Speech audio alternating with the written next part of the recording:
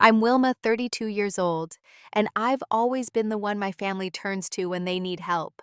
As the successful marketing executive who chose a career over kids, I became the designated fixer of problems.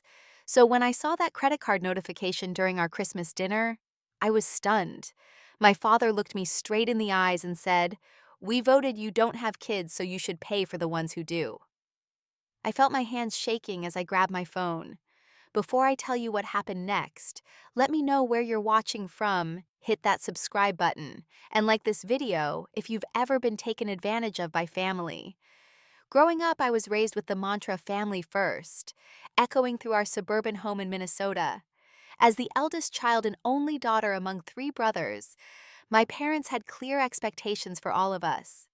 For my brothers, success meant stable jobs and starting families. For me, it meant the same, plus the added responsibility of being the family caretaker, the one who remembered birthdays, organized gatherings, and mediated conflicts. My parents, Martha and Richard, were traditional in every sense of the word. Dad worked in construction management while Mom stayed home with us kids. They believed a woman's ultimate fulfillment came through marriage and motherhood. When I showed more interest in academics and career ambitions, there was always a slight undercurrent of disappointment, though they never directly discouraged me.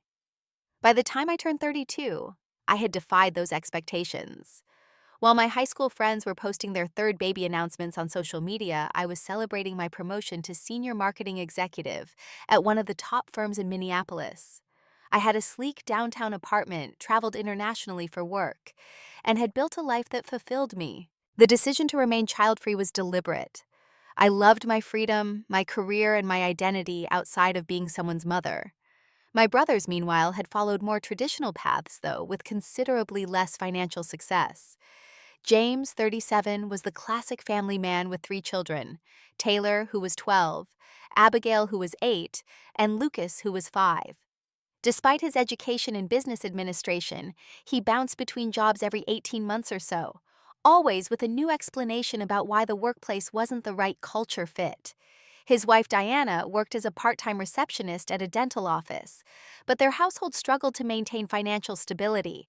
Thomas, 35, had married his college sweetheart Stephanie, and they had two children, Jackson, who was 10, and Lily, who was 7. He'd poured his savings into a landscaping business that was constantly just about to take off, but 5 years in, he was still operating at a loss. Stephanie's teaching salary kept them afloat, but only barely. Then there was Kyle, my youngest brother at 30. He had twins, Emma and Ethan, who were 6 plus a newborn named Sophie. He'd recently divorced his wife Melissa after a tumultuous relationship and had moved back in with our parents, bringing his children for extended visits during his custody periods. As their financial struggles mounted over the years, I became the unofficial family bank. When James needed a new minivan after their third child, I helped with the down payment. When Thomas faced seasonal business slowdowns, I covered his mortgage twice. When Kyle's divorce legal fees threatened to bankrupt him, I wrote the checks to his lawyer. These weren't small amounts. Over 5 years. I'd provided more than $47,000 in loans that were never repaid. The family narrative was that I could afford it. After all, I didn't have the expenses of children.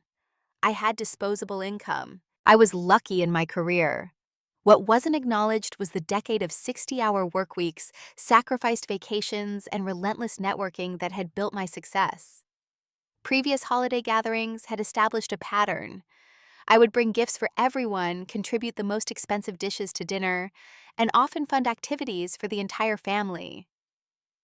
Last Thanksgiving, I had paid for all 7 adults and 8 children to go to Great Wolf Lodge for the weekend.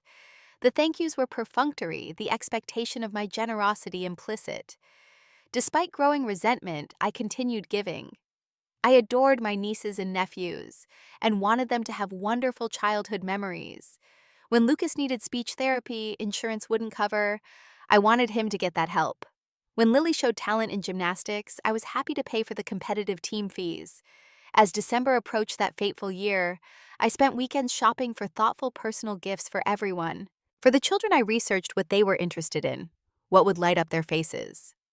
For the adults, I selected items that showed I paid attention to their preferences.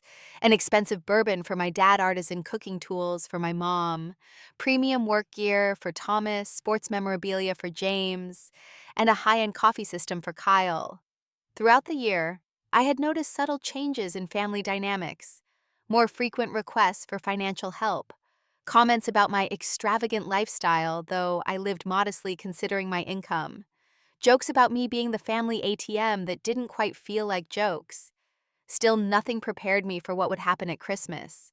The extended family had grown too, with aunts, uncles, and cousins who orbited our immediate family circle. My dad's sister, Aunt Patricia, and her husband, Uncle Steve, had 3 grown children of their own, all married with kids. Mom's brother, Uncle David, and his wife, Aunt Lisa, had 2 children in college. The family gatherings had swelled to over 30 people, with my parents' house as the central hub for celebrations. I had always been close to Aunt Patricia. Unlike my parents, she encouraged my career ambitions and often told me how proud she was of what I'd accomplished on my own terms. She had noticed the increasing demands my immediate family placed on me and had quietly expressed concern a few times. "You're too generous, Wilma," she'd say. "Don't let them take advantage." I always laughed it off, assuring her that family was family, and I was happy to help. Looking back, I should have seen the signs. The whispered conversations that stopped when I entered the room. The way my brothers consulted with my parents more frequently in the weeks before Christmas. The casual questions about my credit limit and when my year-end bonus would arrive. But I was busy with work planning a major product launch for January, and trusting that the people who were supposed to love me would never intentionally hurt me. I had no idea that this Christmas would become the breaking point, the moment when generosity transformed into exploitation, when family ties would be tested, and when I would finally learn to stand up for myself. The morning of December 25th dawned bright and cold, with fresh snow creating that perfect white Christmas scene straight from a holiday card. I woke up early, excited like a child despite being 32. The spare bedroom in my apartment had been functioning as Santa's workshop for weeks as I wrapped gifts with precision, each one with personalized tags and custom bows. Looking at the mountain of presents, I felt a wave of anticipation for the joy they would bring. I carefully loaded everything into my Audi Tetris style. The trunk and back seat were completely filled with colorful packages in various shapes and sizes. I had spent over $3,000 on gifts alone, not including the Christmas dinner contributions I'd already dropped off earlier in the week. There were premium steaks, 2 cases of wine, and gourmet desserts from an upscale bakery. The drive to my parents' suburban home took 40 minutes, the radio playing Christmas classics as I sang along. Despite some underlying tension that had been building through the year, I felt hopeful. The holidays had always been a time when our family differences melted away, replaced by warmth and togetherness. When I pulled into the driveway, I noticed several unfamiliar cars. Apparently, more people had been invited than our usual gathering. My brothers immediately appeared at the door, not to greet me, but to help with the gifts, their eyes lighting up at the abundance filling my car. "Wow, Wilma, you really went all out this year," Thomas said, grabbing 3 large bags without making eye contact. James nodded, already rummaging through the packages to find ones with his children's names. "The kids are going to flip. Thank God for Aunt Wilma, right?" Kyle said nothing, but I noticed a strange expression. Was it guilt cross his face before he busied himself with the packages? Inside the house was transformed into a Christmas wonderland. An enormous 12-foot tree dominated the living room, draped with what looked like new ornaments, crystal and gold-themed decorations I didn't recognize from previous years.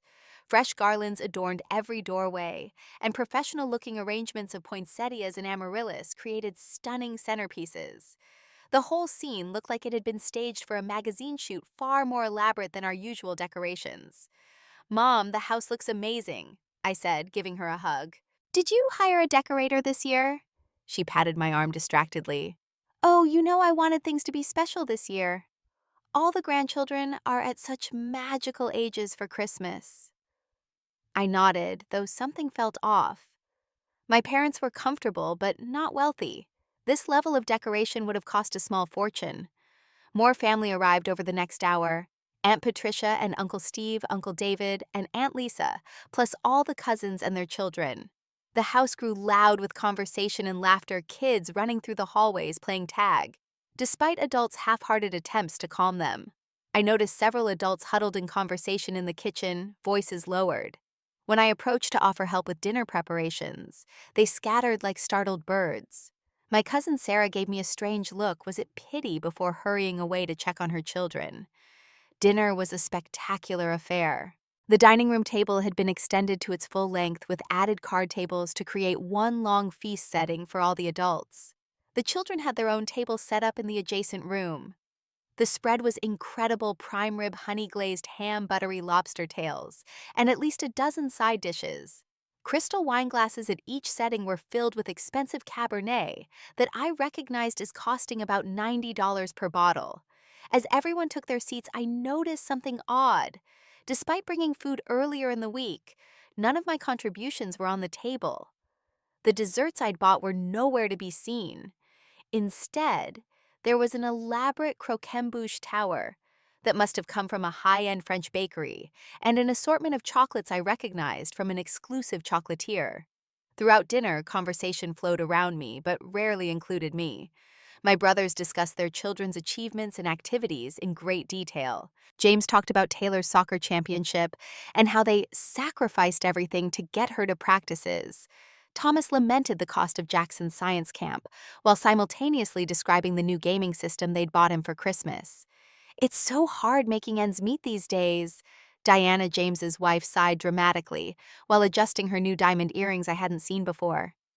"Everything is so expensive, especially with 3 kids." Stephanie nodded in agreement. "The financial stress is constant. We wanted to take the kids to Disney next year, but with Thomas's business ups and downs, it's just a dream right now." I sat quietly sipping my wine and taking in the contradictions. Everyone was complaining about financial hardship while showcasing new jewelry, electronics, and designer clothing. No one acknowledged that the lavish meal we were enjoying would cost hundreds of dollars, nor did anyone mention who had paid for it all. After dinner came the moment everyone seemed to be waiting for: gift exchanges. The children's excitement was contagious as they gathered around the tree, vibrating with anticipation. My parents played Santa, distributing gifts with flourish. I watched with genuine pleasure as the kids unwrapped the presents I'd carefully selected. Taylor screamed with delight at the limited edition soccer gear signed by her favorite player. Abigail hugged the American Girl doll collection to her chest. Lucas couldn't believe the elaborate Lego set was really his. But then I noticed something peculiar. There were dozens of additional presents, expensive-looking ones that I hadn't brought. Each child received not just my thoughtful gift, but 4 or 5 other substantial presents. The latest iPhone for Jackson, a designer purse for Lily despite her being only 7, a high-end drone for Ethan, gaming systems, tablets, designer clothing. The pile of opened gifts grew and grew. I glanced around at the adults, trying to understand who had purchased all these extravagant gifts. My brothers weren't meeting my eyes. My parents seemed unusually focused on taking photos of every moment. The financial math wasn't adding up. Then came my father's toast. He stood raising his glass of expensive scotch that I recognized as costing nearly $200 a bottle. "I'd like to propose a toast to family," he announced, his voice carrying that authoritative tone he'd perfected over decades. "In this family, we take care of each other. We find solutions to problems together. We ensure that those who can give more do give more." His eyes flickered briefly toward me. "That's what makes us strong. We vote as a family on what's best for the majority." Everyone raised their glasses, a strange tension in the air that I couldn't quite decipher. I joined the toast, confused, but trying to maintain the holiday spirit. Little did I know that this cryptic speech was foreshadowing the betrayal that was about to be revealed. The gift exchange continued for another hour, with mountains of wrapping paper covering the living room floor. The children were lost in their new treasures, and the adults had moved on to coffee and dessert when my phone buzzed with a notification. At first, I ignored it. It was Christmas after all, and I wanted to be present with family. But when it buzzed again insistently, I discreetly checked the screen. My banking app was alerting me to a large transaction. "Your credit card ending in 4738 has been charged $4,752.89 at Nordstrom." I blinked, certain there was some mistake. I hadn't made any such purchase. My immediate thought was fraud. Someone had stolen my card information during the holiday shopping season. I excused myself to the guest bathroom and called the number on the back of my card. After verifying my identity, the customer service representative confirmed the charge. Yes, Ms. Anderson, this charge was processed today at the Ridgedale Mall location. The card was physically present for the transaction, which was completed at 10:17 a.m. this morning. My mind raced. My card had been in my wallet all day. I hadn't been to Nordstrom and certainly hadn't authorized anyone to use my card there. This must be fraud, I insisted. Can you provide any details about what was purchased? It appears to be multiple transactions combined into one charge, various clothing items, electronics, and gift cards. Would you like to dispute this charge? Yes, absolutely, I said firmly. I did not make this purchase. After ending the call, I returned to the living room, my mind spinning with confusion. I caught my father watching me intently, an unreadable expression on his face. I approached him privately in the kitchen as he refilled his scotch. Dad, something strange just happened. Someone used my credit card at Nordstrom for thousands of dollars today. I've reported it as fraud. Instead of showing concern, my father's face hardened. He took a long sip of his drink before responding. It's not fraud, Wilma. We used your card. The words hit me like a physical blow. What do you mean you used my card? Who is we? He gestured vaguely toward the living room where the rest of the family was gathered. The family. We had a meeting last week and voted. Since you don't have kids and make good money, it made sense for you to cover the Christmas gifts this year. I felt my face flush with anger and disbelief. You voted to use my credit card without my permission. That's theft, Dad. He waved dismissively as if I was overreacting. Don't be so dramatic. We're family. You've always helped out before. What's the difference now? You don't have kids, so you should pay for those who do. It's only fair that you contribute more. At that moment, my mother joined us, her expression a mixture of defiance and discomfort. Honey, we were going to tell you after everyone left. We just wanted a nice Christmas for the grandchildren, and with everyone struggling financially except you. So you stole my credit card information. How did you even get it? My voice was rising despite my efforts to stay calm. My father looked almost proud as he explained. Remember when you ordered the steaks online for dinner and asked me to pick them up? You saved your card information on my laptop. We just used it again. The casual way he admitted to this violation left me speechless. One by one, my brothers appeared in the kitchen, clearly having overheard the conversation. James spoke first, his tone defensive. Come on, sis. You spend more on a work dinner with clients than what we spent on making Christmas special for the kids. You can write it off as a gift to family anyway. Thomas nodded. You're always saying you want to help. This was just more efficient than asking for separate loans we can't pay back right now. Kyle at least had the decency to look ashamed. I told them we should ask you first, he mumbled, not meeting my eyes. Ask me, I repeated, my voice shaking with emotion. You should have asked me before committing credit card fraud. My Aunt Patricia appeared in the doorway, concern written across her face. What's going on? Before anyone could stop me, I explained what had happened. They stole my credit card information and charged nearly $5,000 for Christmas gifts without my knowledge or permission. The kitchen fell silent. Patricia looked horrified, but several other relatives who had gathered seemed unsurprised. Slowly, I realized this hadn't been just my immediate family's decision. Who exactly was part of this vote? I asked, looking around the room. My father straightened his shoulders. All the adults. We discussed it at the family meeting last Sunday. The family meeting I wasn't invited to, I clarified. You were working late, my mother said weakly. And we knew you'd just offer to help anyway. You always do. The pieces were falling into place. The elaborate decorations, the expensive food that replaced what I'd contributed, the mountain of gifts beyond what I'd brought. They had planned this entirely without my knowledge, feeling entitled to my money simply because I'd been generous in the past. So, let me understand, I said, struggling to maintain my composure. You all decided that because I don't have children, my money isn't really mine. That I should finance Christmas for 14 kids that aren't mine without even being consulted. When you put it like that, it sounds bad, James protested. But you're family.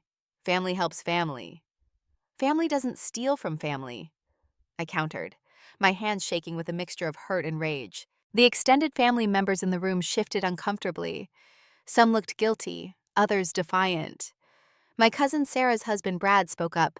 To be fair, we did argue that you should be asked first, but Richard said you'd just complicate things with conditions.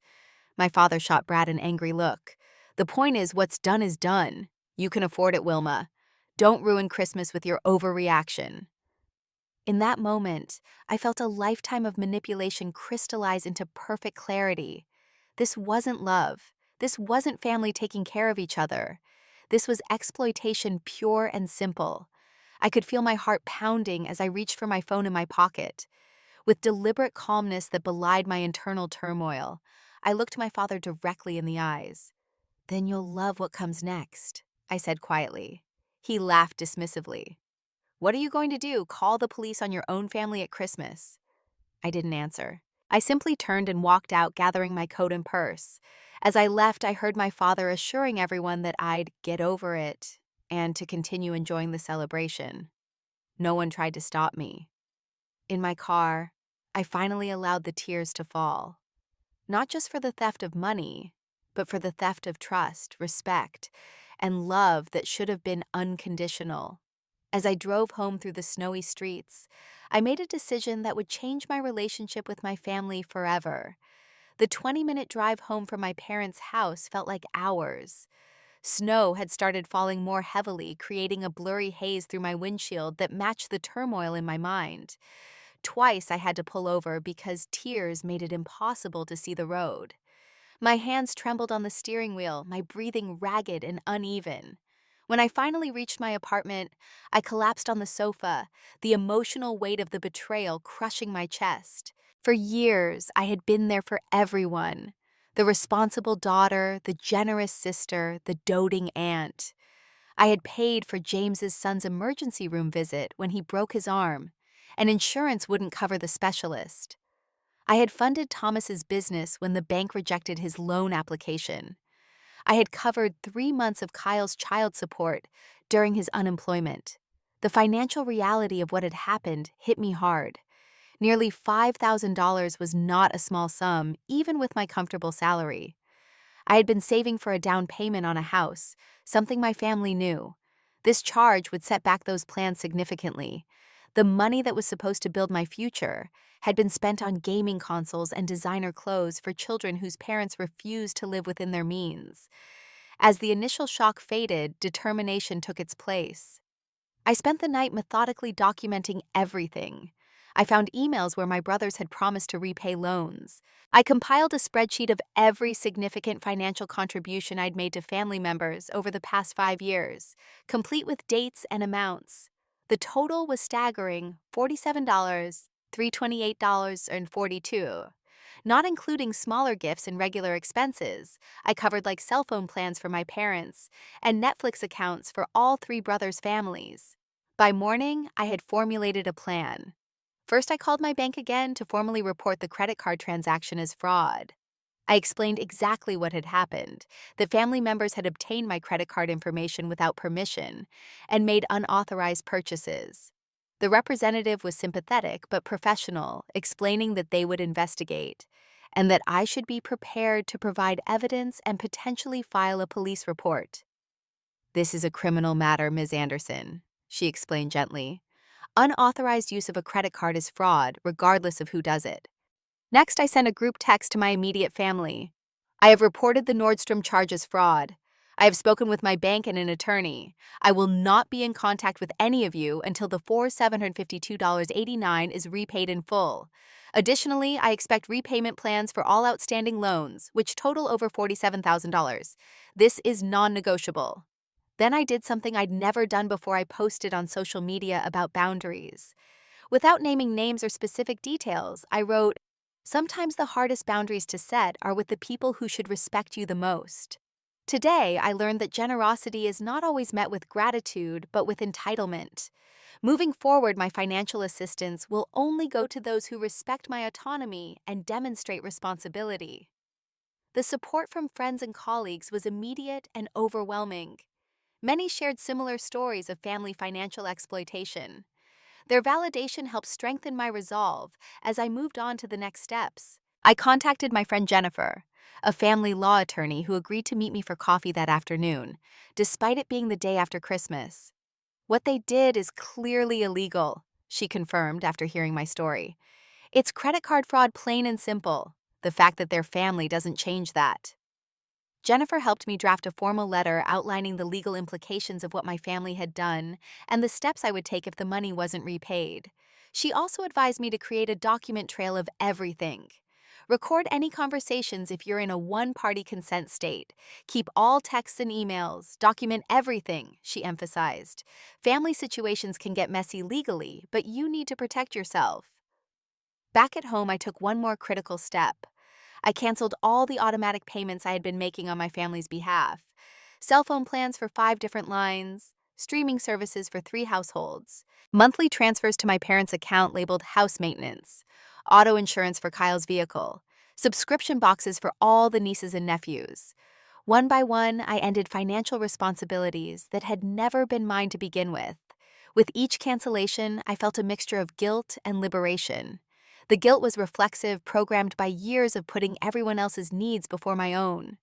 The liberation was new, a recognition that I had the right to control my own resources, to build my own life without being drained by those who saw my success as their safety net. That evening, I blocked all my family members' phone numbers. It was a temporary measure for my mental health. I knew I would eventually have to communicate with them again to resolve the situation.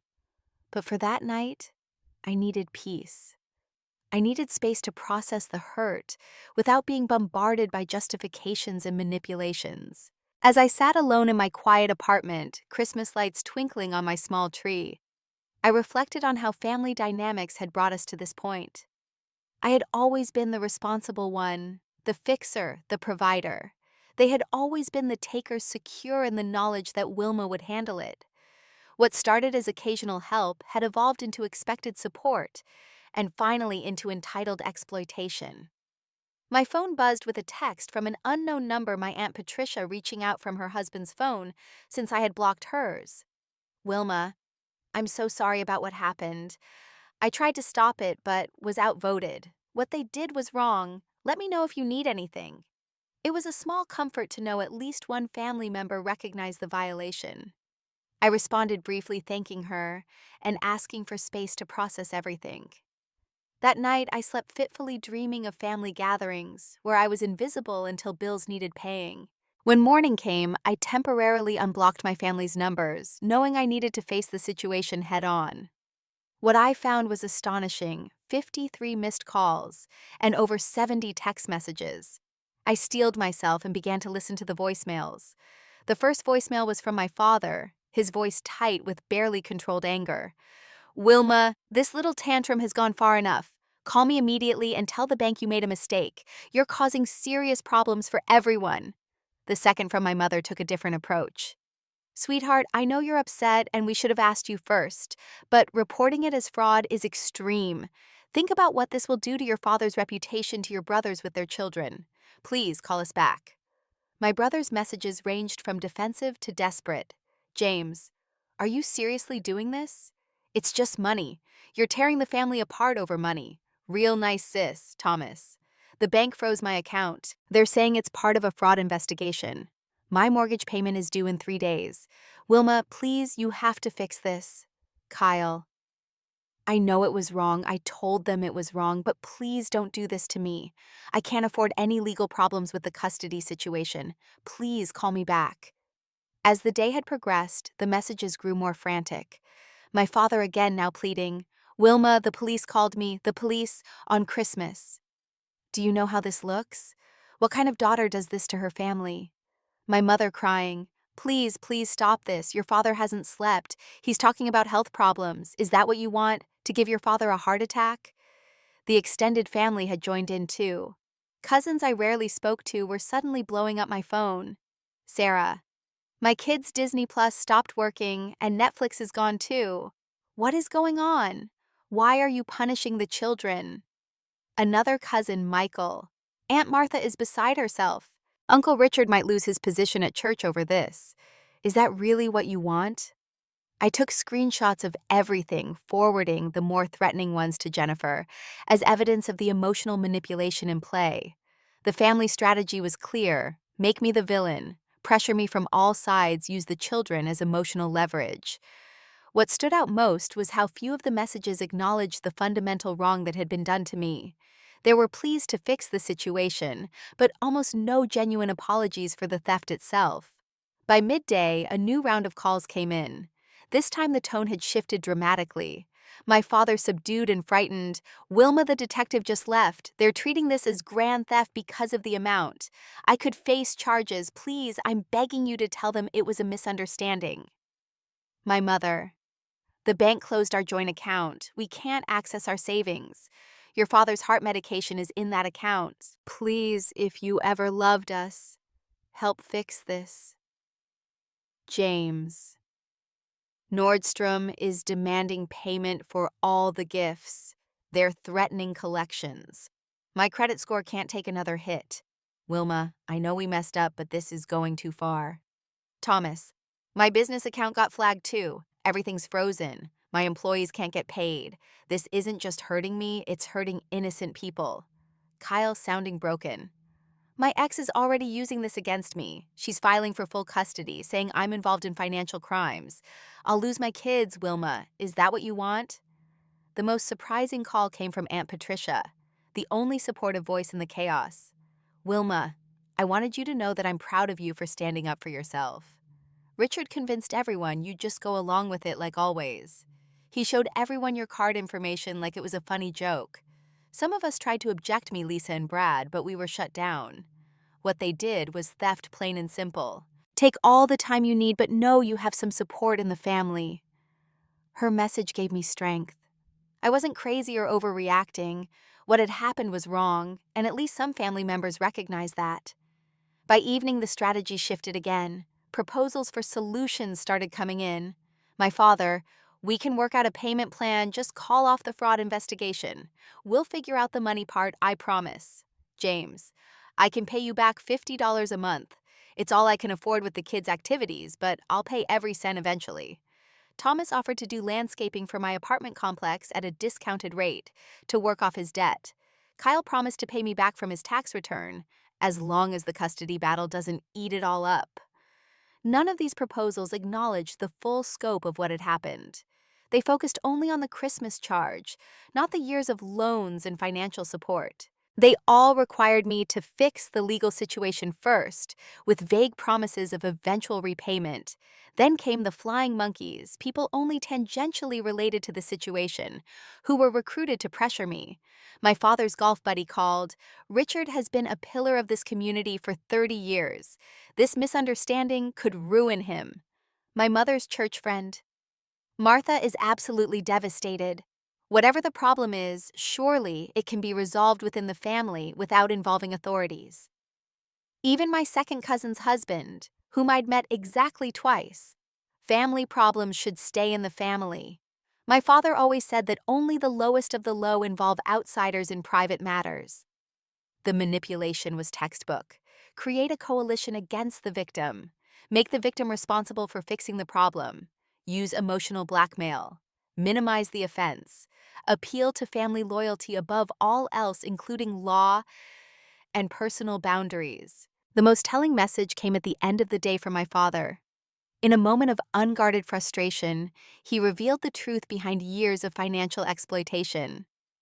"This is so typical of you, Wilma. You've always thought you're better than us with your fancy job and your child-free lifestyle. But what's the point of success if you don't share it with family? Your money isn't just yours. It belongs to all of us because we're the ones who raised you, who made you who you are. Your success is family success. You're being selfish, keeping it to yourself when your brothers have children to support. This is about your responsibility to the family that gave you everything." I forwarded this message to Jennifer with a simple note: "This is what it's always been about." Her response was immediate: "Classic financial abuse dynamics. He's telling you directly that your resources aren't yours to control. This is why we're proceeding legally to establish once and for all that your money is yours." That night, I drafted an email to my family proposing a meeting at a neutral location, a coffee shop downtown, to discuss resolution terms. I made it clear this wasn't a negotiation, but a presentation of my requirements for moving forward. I would come with documentation of all financial transactions, legal counsel, and non-negotiable terms. As I prepared for bed physically and emotionally exhausted from the day's drama, my phone buzzed one last time. It was Kyle writing from a new number.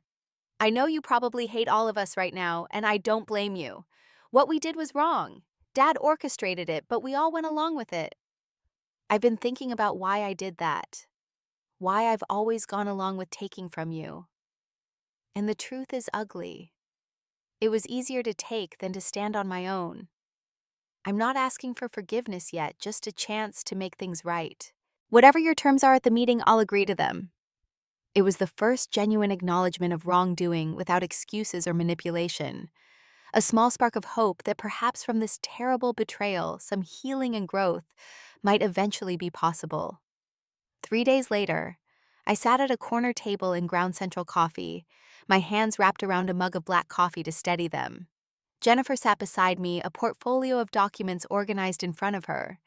We had arrived early to prepare the space, choosing a location private enough for sensitive conversation, but public enough that emotional outbursts would be contained.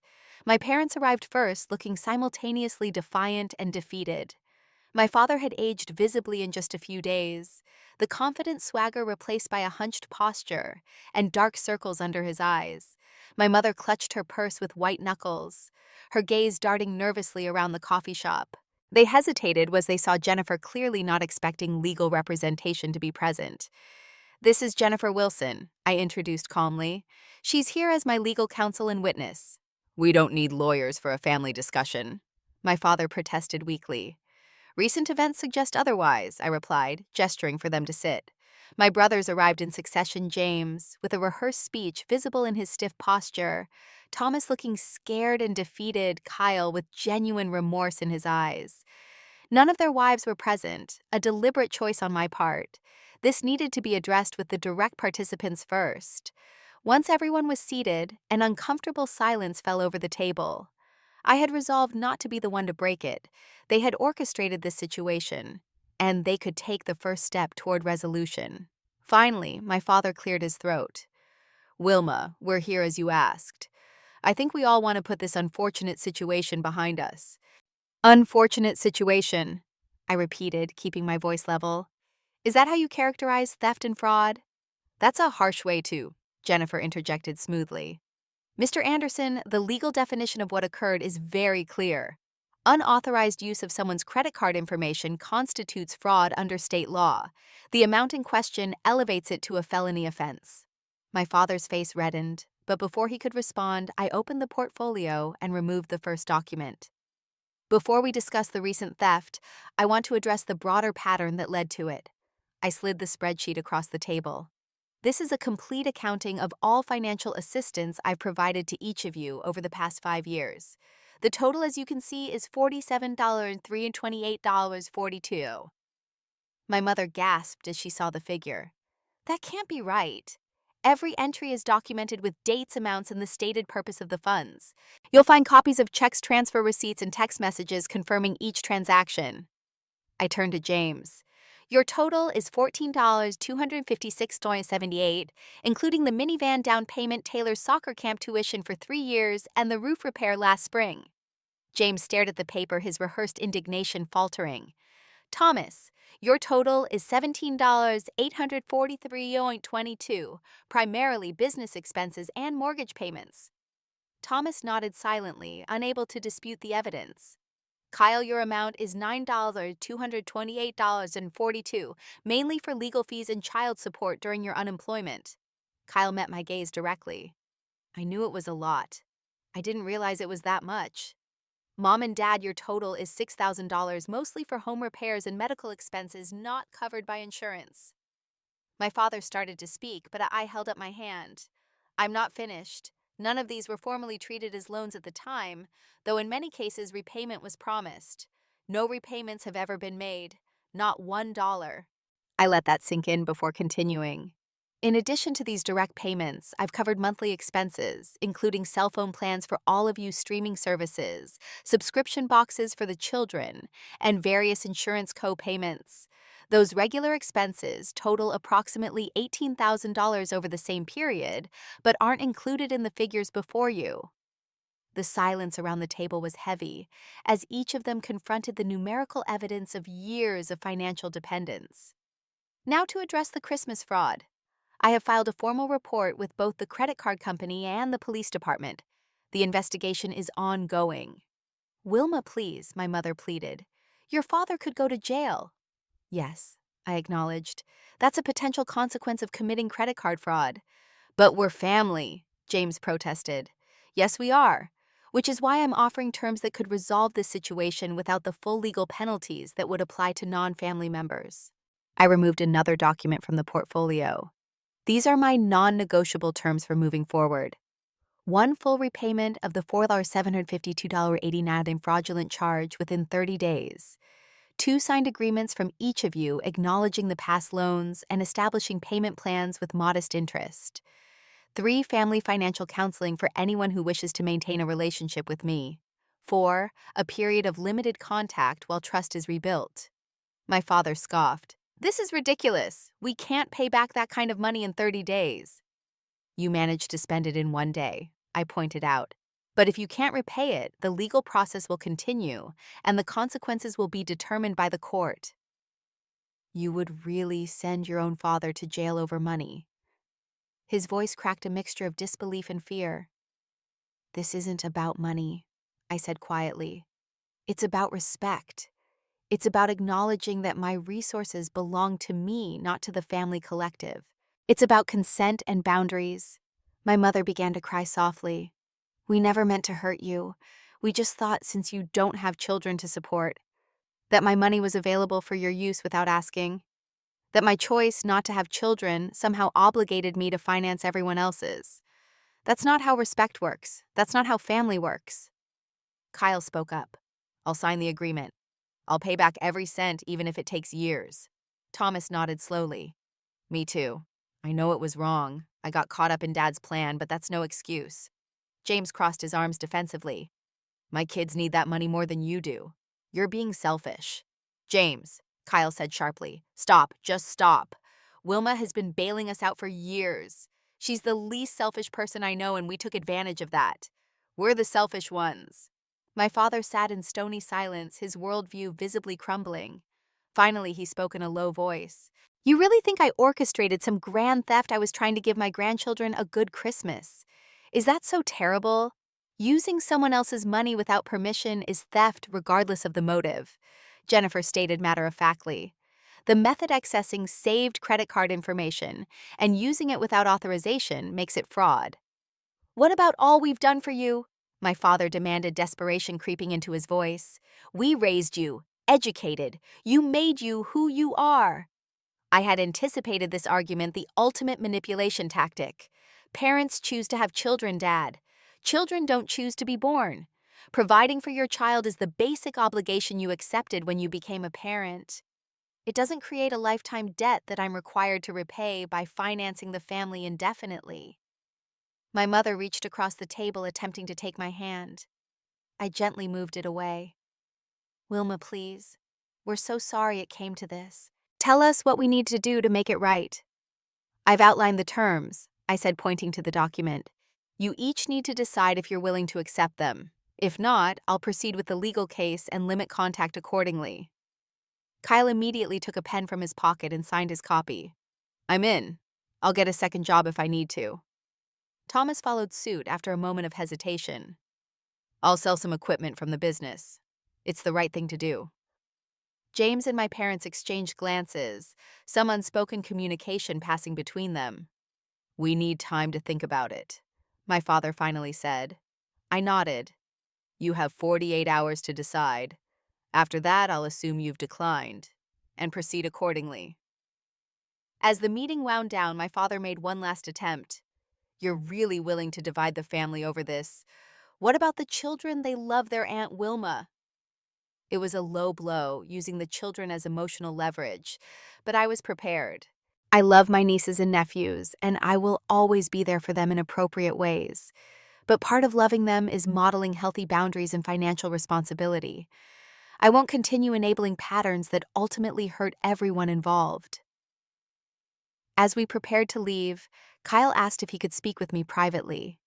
In a quiet corner of the coffee shop away from the others, he looked me in the eye. I want you to know I'm getting help. Therapy, financial counseling, the works. This situation made me see how I've been living always depending on others, never standing on my own. It stops now. His sincerity was palpable, a stark contrast to the defensive posturing of the rest of the family. I appreciate that, Kyle. It means a lot. Will we be okay eventually? You and me? I considered the question carefully. I think so. It will take time to rebuild trust, but this is a good start. As I watched my family leave the coffee shop, my parents huddled together in wounded disbelief, James still radiating resentment, Thomas looking shell-shocked, and Kyle walking with new resolve. I realized the family had effectively split into two camps, those who could acknowledge the wrong and commit to change, and those who couldn't relinquish their sense of entitlement to my resources. It was painful, but clarifying. The boundaries I had set would reshape our family dynamic permanently, separating those capable of respectful relationships from those who viewed me primarily as a resource to be exploited. Jennifer squeezed my shoulder supportively. You did well. That couldn't have been easy. It wasn't, I admitted, but it was necessary. As we gathered our documents, my phone buzzed with a text from Aunt Patricia. I heard about the meeting. So proud of you for standing your ground. Family should lift each other up, not drain each other dry. Let me know if you need anything. It was a small reminder that while some relationships might be damaged beyond repair, others would emerge stronger from this crucible of truth and consequences. 6 months later, I unlocked the door to my new apartment across town. The morning sunlight streamed through floor-to-ceiling windows, illuminating the space I had carefully created for myself.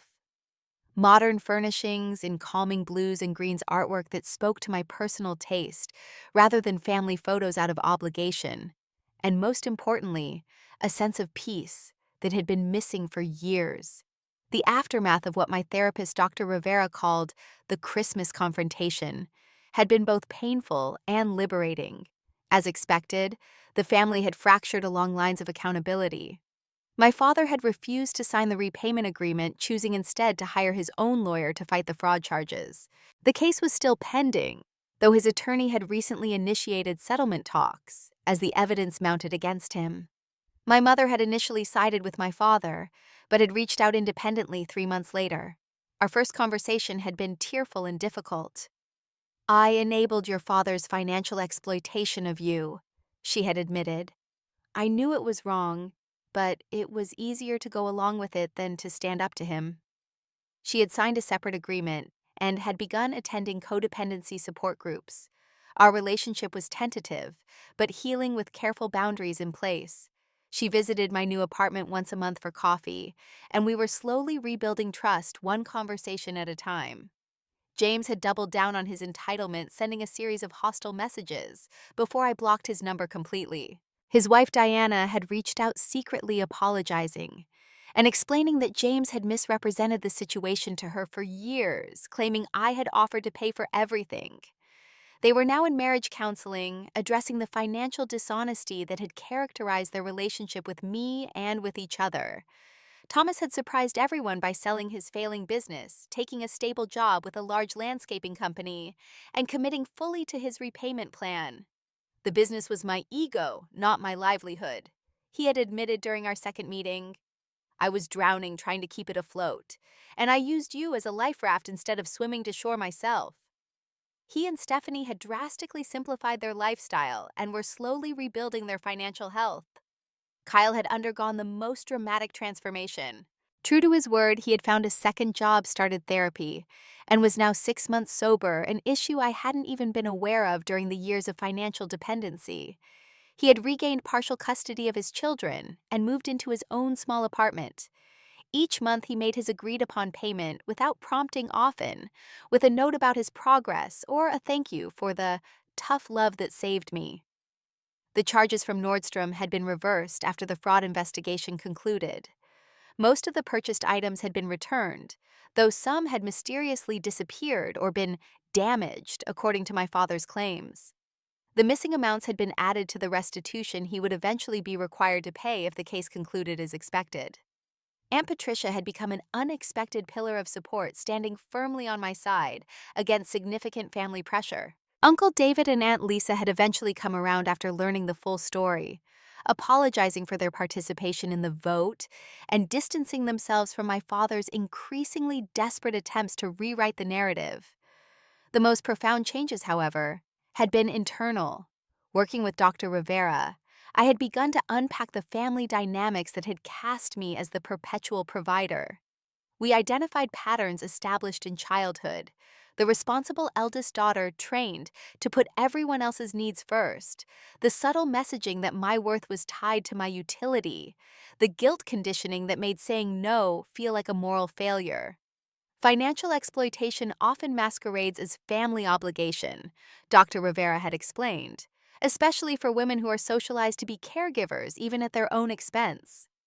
Slowly, I had learned to recognize the difference between genuine generosity and exploitative expectations. I had practiced setting boundaries first in small ways and then in larger ones. I had worked through the guilt and grief that accompanied standing up for myself, mourning the idealized family I had never actually had. I had also discovered an unexpected silver lining, the development of a chosen family, of friends and supportive relatives who respected my boundaries. My colleague Megan had become a close friend, inviting me to weekly dinner gatherings with her diverse group of friends. I had joined a book club and a hiking group, forming connections based on shared interests rather than obligation. My relationship with my nieces and nephews had evolved as well. Rather than showing love through excessive gifts, I now spent quality time with those whose parents facilitated appropriate contact. Kyle's children visited regularly, and we baked cookies, built science projects, and read books together. Thomas's children sent handmade cards and joined occasional outings to museums and parks. James's children remained distant due to his restrictions, though I sent birthday cards and maintained open lines of communication for when they grew older. Professionally, I had thrived channeling energy previously spent solving family crises into creative marketing campaigns. I had received a promotion and had been able to resume saving for a house, a goal now within reach for the coming year. As I settled on my balcony with morning coffee, my phone chimed with a text from Kyle. "Kids are excited about the science museum tomorrow. Emma wants to know if we can get ice cream after like last time." I smiled and replied affirmatively. These new relationships built on mutual respect rather than financial dependence were more genuine than what we had before.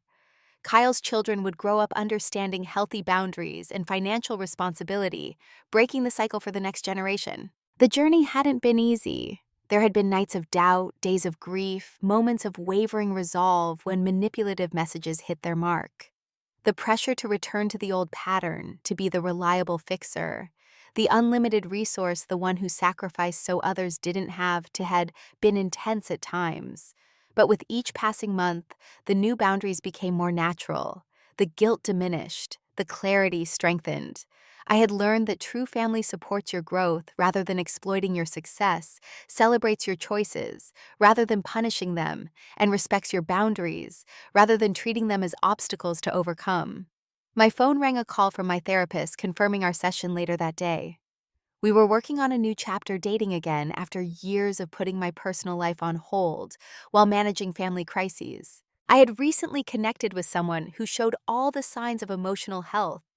I had learned to recognize respect for boundaries, financial independence, and clear communication. As I confirmed the appointment, I reflected on the most profound lesson of the past 6 months. Sometimes the greatest act of love, both for yourself and for those who exploit you, is to say no.